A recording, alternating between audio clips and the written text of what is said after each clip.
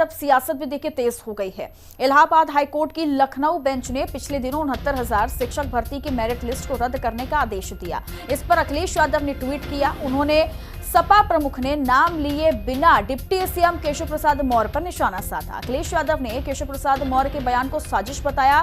साथ ही कहा कि युवाओं को दर्द देने वाले अब दवा देने का दावा ना करें।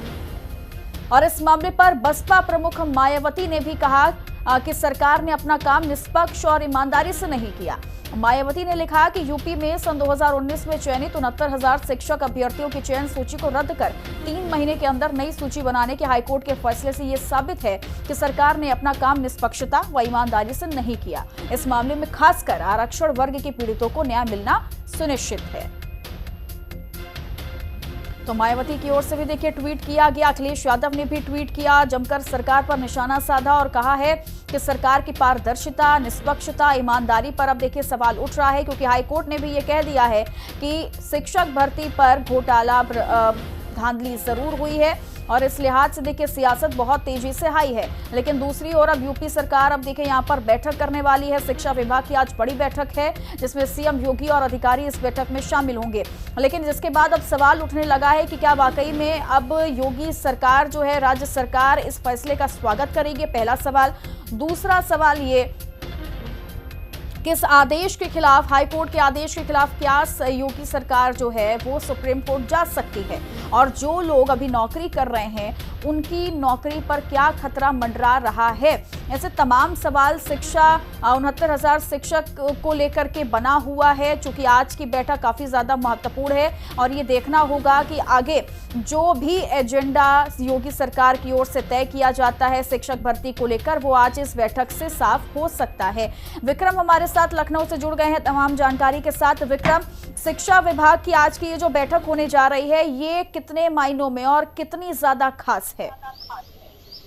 देखिए, बैठक काफी महत्वपूर्ण मानी जा रही, क्योंकि जिस तरीके से हाईकोर्ट की लखनऊ बेंच ने, इलाहाबाद हाईकोर्ट की लखनऊ बेंच ने जिस तरीके से फैसला दिया है कि 3 महीने के अंदर पूरी नई मेरिट लिस्ट बनाई जानी है, तो नई मेरिट लिस्ट को किस आधार पर बनाया जाए, कैसे उसके आगे के क्रियान्वयन होंगे, इन सभी चीजों को लेकर आज मुख्यमंत्री योगी आदित्यनाथ बैठक करेंगे।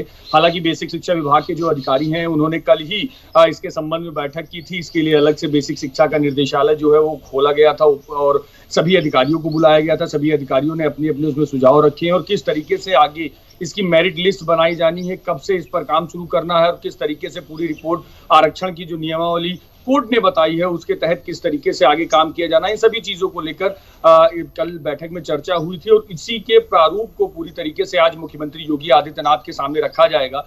और कई चैलेंजेस भी हैं इसमें, खास तौर पर अगर देखा जाए कि जिस तरीके से अभी 69,000 शिक्षक भर्ती की जो फिर से नई लिस्ट बनेगी, तो उसमें जब आरक्षण की के तरीके को जब बदला जाएगा तो कई ऐसे लगभग 5 से 6,000 ऐसे अभ्यर्थी हैं जो अभी कार्यरत हैं। तो ऐसे में उन कार्यरत जो अभ्यर्थी होंगे, जो कार्यरत टीचर्स हैं अभी, उनका किस तरीके से समायोजन होगा या उनको हटाया जाएगा या उनके आरक्षण पर किस तरीके से आगे काम किया जाएगा, जो आरक्षण में अलग से सम्मिलित होंगे उनको किस तरीके से नौकरी प्रदान की जाएगी, इन सभी चीजों को लेकर पूरी तरीके से रूपरेखा आज की बैठक में तय किया जाएगा। क्या ये माना जाए विक्रम की नई मेरिट लिस्ट के बाद से कई लोगों की, कई शिक्षकों की नौकरियों का खतरा मंडरा सकता है? अगर सीधे शब्दों में ये कहें तो ये ठीक होगा?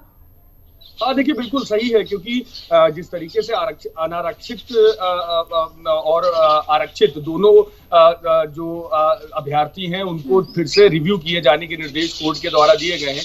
कई जगहों पर ये देखा गया है कि आरक्षण की जो का परसेंटेज होना चाहिए वो आरक्षण का परसेंटेज कम रहा है। ओबीसी का 27% का आरक्षण होना चाहिए था, तो उनको 3.61% का ही आरक्षण केवल मिला है। और ऐसे में कई लोग ऐसे हैं जो अनारक्षित हैं।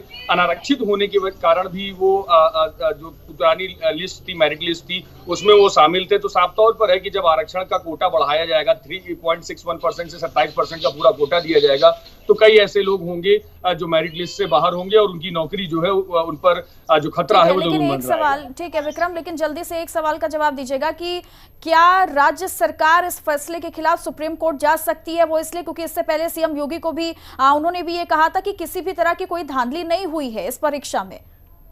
देखिए, बिल्कुल रास्ता जरूर खुला हुआ है सुप्रीम कोर्ट में सरकार को जाने का, लेकिन सबसे बड़ी चीज ये है कि जो आदेश जारी किया गया है कोर्ट के द्वारा, उस आदेश में सीधे सीधे जो नियमावली को संबोधित करते हुए, लेजिस्लेटिव ऑर्डर को संबोधित करते हुए आदेश दिया गया है कि जो बेसिक शिक्षा में आरक्षण का जो नियमावली है उसको फॉलो करते हुए नई मेरिट लिस्ट बनाई जाए।